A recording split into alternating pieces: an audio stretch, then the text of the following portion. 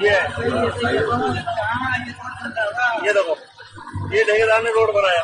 नहीं सही है, इसके अंदर है क्या, कुछ तो पड़ा नहीं। देखो कितना माल पड़ा हुआ है। भाई इतना अच्छा बनाया। नमस्कार दोस्तों, हर्षित द्विवेदी एजुकेशन में आपका स्वागत है। मेरा नाम है विनीत सागर।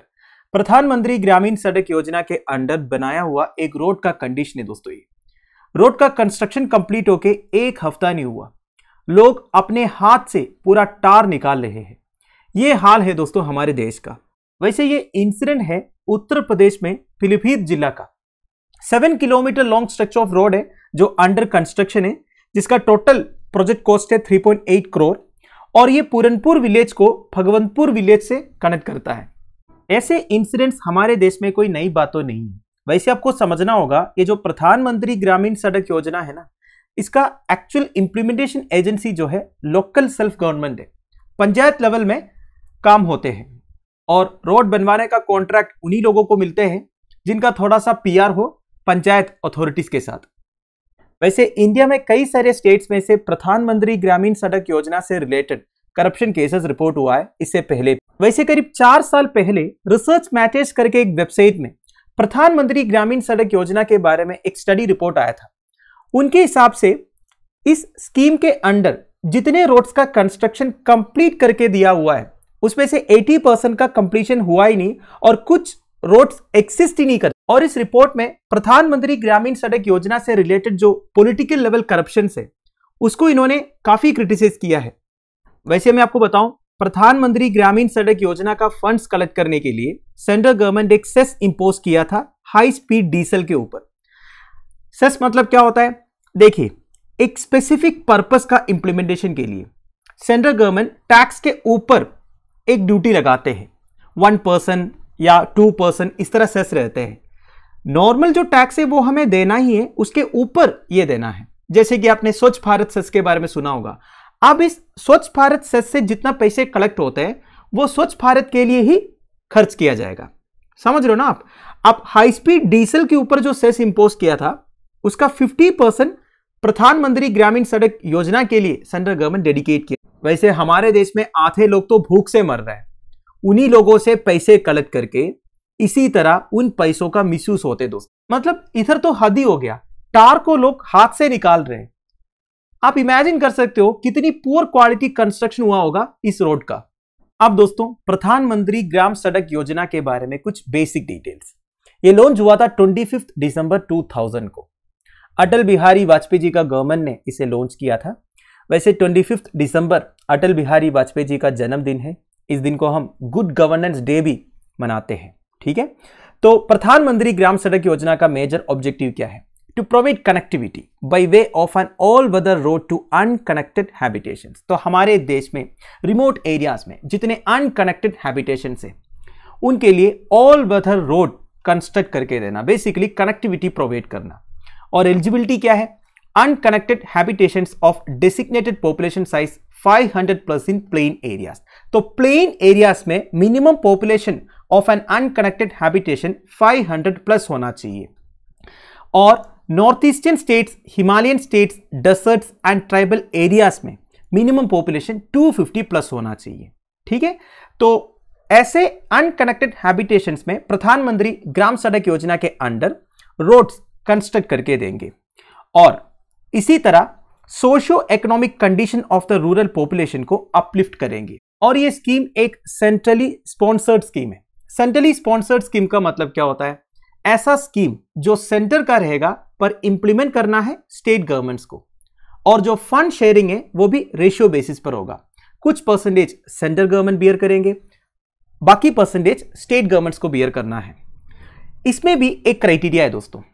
Union government 90% project cost bear करेंगे north eastern and Himalayan states के लिए, वेरास अदर जनरल स्टेट्स के लिए यूनियन गवर्नमेंट केवल 60% बियर करेंगे।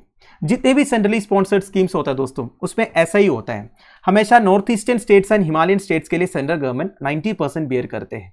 बाकी जो जनरल स्टेट्स के लिए कभी कभी सेंट्रल गवर्नमेंट 70% तक भी बियर करते हैं, पर कभी 60%, कभी 50% ऐसा होता है।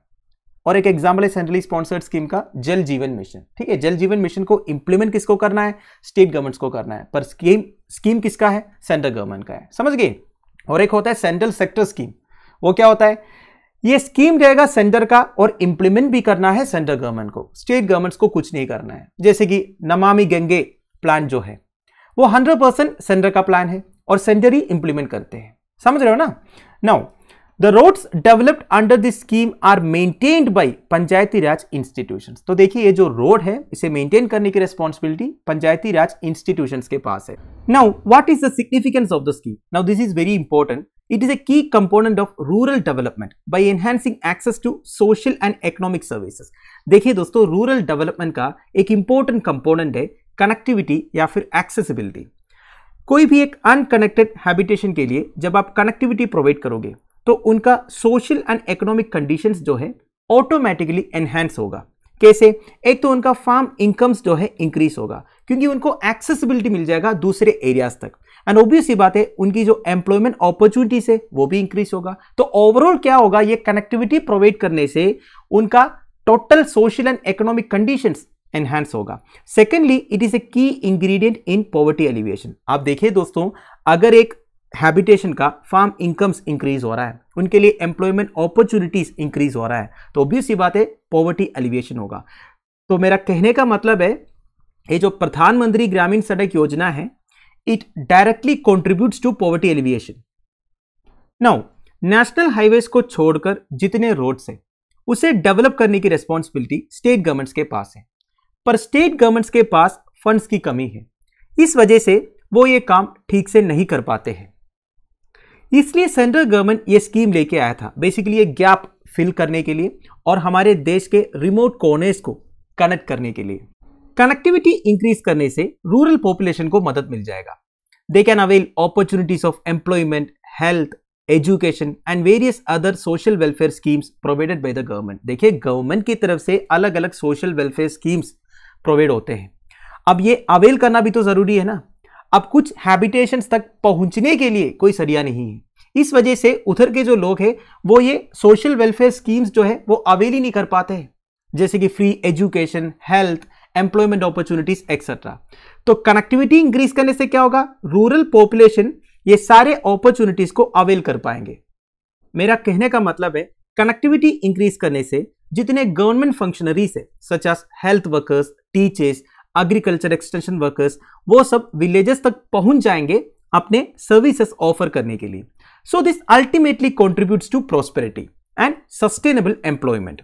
नाउ ऑल वेदर रोड्स रहने से रूरल एरियाज में जितने फार्मर्स हैं वो अपने प्रोडक्ट्स को इजीली मार्केट तक पहुंचा सकते हैं। जितने पेरिशेबल प्रोडक्ट्स हैं, मतलब रखने से जो खराब हो जाते हैं, ऐसे प्रोडक्ट्स को जल्दी वो मार्केट सेंटर्स तक पहुंचा सकते हैं। तो इससे रूरल एरियाज में जितने इंडस्ट्रीज है उसे एक इंसेंटिव मिल जाएगा। वैसे इस स्कीम के ऑब्जेक्टिव सुनकर आपको तो ऐसा लग रहा होगा कि ये बहुत अच्छा स्कीम है। वैसे उसमें कोई डाउट नहीं है, बहुत अच्छा स्कीम है, पर हमारे देश में प्रॉब्लम क्या है? किसी भी स्कीम का प्रॉपर इंप्लीमेंटेशन नहीं होता है, नहीं होने देता है। जितने करप्टेड पॉलिटिशियंस हैं, उनके नीचे जितने करप्टेड ब्यूरोक्रेट्स हैं, वो जनता के जो पैसे हैं उसे खाते हैं। तो ऐसे कंडीशंस के लिए कौन रिस्पॉन्सिबल है? वैसे देखा जाएगा तो PMGSY ministry of rural development के अंडर आता है, पर आपको पता ही है पीएमजीएसवाई एक सेंट्रली स्पॉन्सर्ड स्कीम है, तो इंप्लीमेंट करने की रिस्पॉन्सिबिलिटी स्टेट गवर्नमेंट्स के पास है। स्टेट गवर्नमेंट्स में स्टेट लेवल प्लानिंग कमेटी रहता है, फिर इंटरमीडिएट पंचायत लेवल में स्टेक होल्डर्स रहता है, elected representatives of the constituency से पूछा जाता है, जैसे कि एमपी, एमएलए। तो मेरा कहने का मतलब है ये सारे रिस्पॉन्सिबल है। अगर 75 साल पहले ब्रिटिशर्स ने हमें लूटे थे, तो अभी ये करप्टेड पॉलिटिशियंस हमें लूट रहा है। इस बारे में आपका क्या ओपिनियन है? आप मुझे प्लीज कमेंट बॉक्स में बता दीजिएगा। Thank you for watching, bye bye, have a nice day.